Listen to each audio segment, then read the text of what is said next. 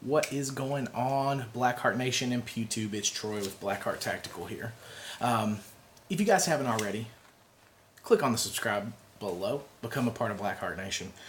We are quickly growing here on YouTube, and this isn't our full-time job. Our full-time job is firearms training, firearms instruction, kydex holsters, and the like. But we like using YouTube as a medium to proliferate information. So, as you can tell from the title of the video, we're going to be talking about the Smith and Wesson Easy Shield 380, or the Smith and Wesson 380 Shield Easy, or the Smith and Wesson Easy Shield 380. However you want to say it, it's a 380, it's a shield, and it's designed for people that may be elderly or infirm, or have compromised grip strength, or just generally want an easier to manipulate weapon. This does fall under the 2.0 line of shields and M&Ps. I think it's a pretty good improvement, especially with the grip texture. We've got roughly 850 or more rounds through our shield here. Now we'll go ahead and we have no magazine in the magwell. Visually inspect the chamber. It is empty and safe weapon. All right. This gun has a lot of good features, a lot of great things, and I was pleasantly surprised with how well it shot. Now, from the get-go, let's talk about some of the physical features that separate the Easy 380 from other 380s or even 9mm in direct competition with it. Okay, so first and foremost, you've got a number of safety features built into this thing. You do not have the typical articulating trigger safety that the M&Ps have come to carry, but you do have a grip safety, kind of like the XDs. Now, this model, our Blackheart Tactical model, does not have the external thumb safety. So you can get them with or without that. We prefer not to have that. If this is a defensive pistol, I don't want an extra step to come in and mess with my OODA loop. If you guys don't know what an OODA loop is, we can do a complete separate video on that another day. Just trust me, it's a thing. Google it. I don't exactly know what the acronym stands for, but it's like observe, decide. It's a long conversation that we'll save for another video. But it's a thing. So an external safety for us is not an option. So we opted to go with the version that does not have one. Now, it is chambered in 380 ACP. 9mm Kurtz, German 9mm, you know, it's been called a number of things. But here in Merca, we call it the 380 ACP. Pretty decent round for defense. I prefer 9mm or higher, but the 380 is sufficient. Anything less than a 380, I wouldn't recommend defensive carrying, but the 380 is a sufficient defensive round. So we'll leave it at that. It could be better caliber-wise if they came out with a 9mm Easy. Oh, that would change the game. But I think a lot of it has to do with they tried to balance form and function with how easy everything is to manipulate and how soft shooting this gun is. They may not have been able to accomplish it in a 9mm just because of case pressure and stuff like that. So that's the only con, is I think it should be in another caliber, a higher caliber, but I'm not a magician, so I'll take it. It's a good defensive round. It's sufficient. All right, so in the slide here, there are some wings milled into the slide so you can get a pretty good grip on this thing. The HK VP9s have them, and they're detachable. These are milled directly into this, and unlike other shields and M&Ps, this is not a striker fired gun. This has an internal hammer. So you'll see there's no butt plate that you can interchange with cool guy stuff. There's no striker springs or anything like that. It actually is internal hammer. So there's a G-Wiz fact for you. You can disassemble this gun without having to pull the trigger. There is, inside of here, a little takedown lever. You just push that takedown lever down, ride the slide forward, and it comes off. Now,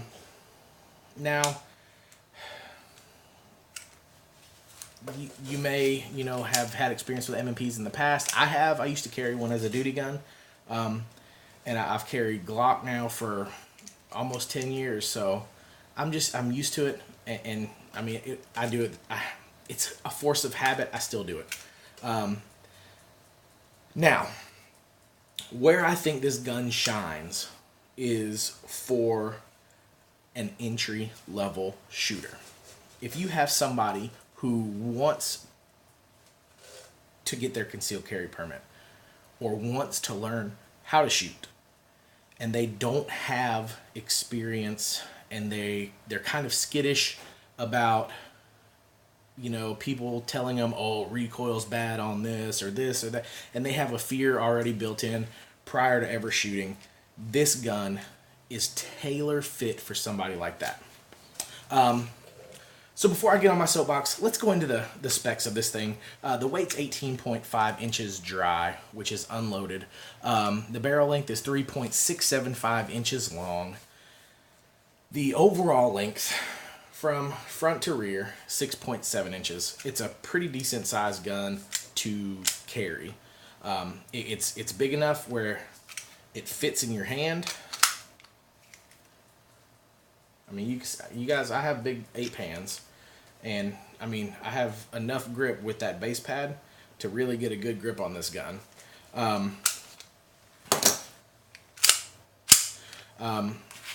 It fills up your hand. It's not too thin. It's not too wide. And if you get a good high grip on the rear of this gun, like any proficient shooter should, you really don't have to worry about this safety becoming an issue. So 6.7 inches overall length. Capacity is 8 in the mag and 1 in the chamber. So grand scheme of things, you could do nine rounds, which is pretty good. Manufacturer's MSRP is $399. There are constantly sales on these things, and I've seen them as low as $260-ish, and that comes with some accessories. It is a polymer frame, stainless steel slide. The slide is finished in Smith and Wesson's Armor Night finish. And some of the key features that they have on their website is they want to highlight the Easy Rack slide, they call it, the Easy Load magazines, and you guys can see here, there's a little tab built into the follower, and you can use that to pull that follower down and give you clearance to put rounds into this thing, so you're not jamming the follower down each round. It does come with or without an external safety, and it does have the built-in grip safety. The trigger on this thing is, for a factory trigger on a defensive gun, it's marvelous. Let's try to give you guys a little, feel for it. I mean, there's a little take up, then you're at the wall, and it breaks. There's no over travel. There's no nothing like that. The reset, that's it, and then bang. So they've really, I think, hit the nail on the head with this thing. And the market is huge for this. Whether it be first time gun owners, whether it be people with carpal tunnel syndrome, people with arthritis in their hands, the list goes on and on of injuries, illnesses, diseases that affect grip strength, that affect somebody's ability to manipulate things with fine motor skills. And this gun really caters to that. It's got nice, aggressive forward serrations.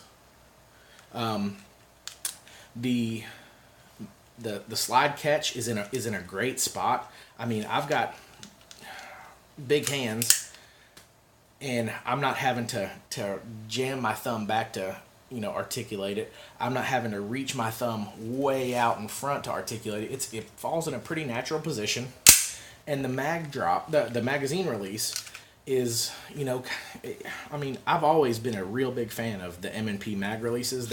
That's one thing on these guns that I've always liked. It's real ergonomic. You don't have to really rotate your hand around. Everything is kind of where it needs to be for you to, function this gun. And for somebody like me, who I don't have grip strength issues, I'm used to running, guns with stiff springs and stuff like that. This gun it's almost buttery smooth operating this thing. There's nothing more I can say how pleased I am with how this gun feels in your hand than Smith and Wesson home run. Now, one of the knocks, I will give them half credit that the sights are steel sights. They're not, the notorious plastic Glock factory sights. They are steel, but they're white 3 dots, and they're kind of wonky to change yourself. You can see here there's a recessed pin that goes down through the front, the rear sight, and then the front sight. It's not dovetailed. There's a special key that you're going to need to get that front sight post off if you're going to do it yourself. But there are aftermarket sights for this, so there's that. You guys are probably going to destroy me in the comments for this one. I was just researching aftermarket mag extensions for this thing, and there is a company out there that does aftermarket mag extensions for this thing, and their name escapes me right now. But you guys can Google it. Google's the answer for everything. Now, the one thing I will say is that the company that does the magazine extensions for the 380 Easy, they have their own proprietary follower that once you remove the M&P parts and you put their follower in, the last round hold open gets a little iffy. Sometimes it works, sometimes it doesn't, because this little tab here that you can use for easy loading also functions with the slide the last round hold open. So when they make you change your Smith and Wesson part out for their part, it gets a little iffy whether or not the slide will hold open on the last round.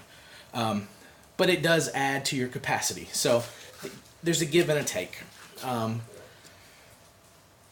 The texturing on this gun it's pretty nice. I don't know if the camera will pick it up, but it's in the older M&Ps, this center section was always kind of smooth.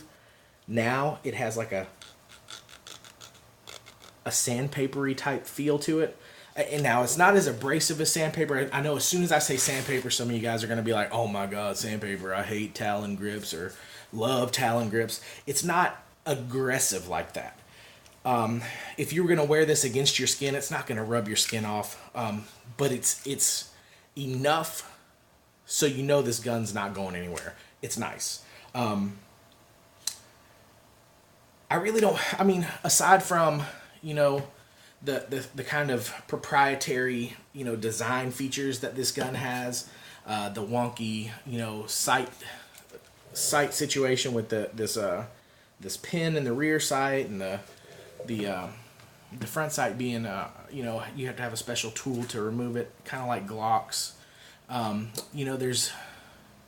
There's really very, very minor details in this gun that I find unpleasant. This gun carries well. It shoots well. Guys, I took this thing out to the range not too long ago, and my buddy his wife has a 380 Easy, and she loved it so much. He took it to the range. He shot it. He said, Troy, this thing's a dream. Shoot it. So I shot his, and I was like, man, that's really nice. Well, then I had a neighbor of mine come over and she said, you know, I'm having a lot of issues, you know, manipulating my Walther PK380. I'm having a lot of issues manipulating my Taurus. They're just really stiff. I can't, you know, I've got carpal tunnel. I just can't do it. What do you recommend? And this was the first gun I told her. And she went out and got one and loves it.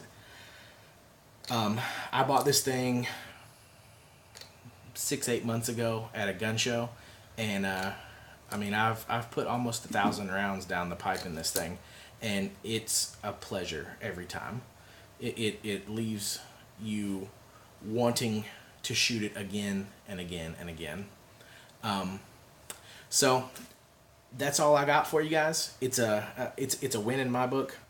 I definitely feel like if you have somebody who's not an experienced carrier, a first-time shooter, somebody who wants their concealed carry permit or wants to learn and wants to buy their first gun, this is a perfect first gun for somebody. This is a perfect gun that somebody who doesn't have a lot of experience with semi-automatic pistols would be blown away by.